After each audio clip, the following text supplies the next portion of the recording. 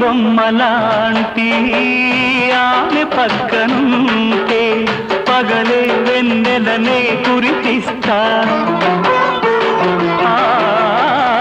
నీడలాగా నాతో ఏడడుగులు సాగితే ఇలలో స్వర్గం నే సృష్టిస్తా రసరమ్యం ఆ రాగ విలాసం రసరమ్యం ఆ రాగ విలాసం వసివాడదు అది ఆ జన్మాంతం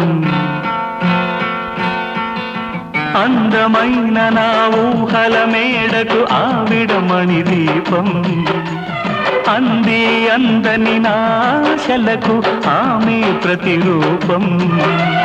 ఆ తలపే నా ధ్యానం ఆ అభినవ దేవత నా ప్రాణం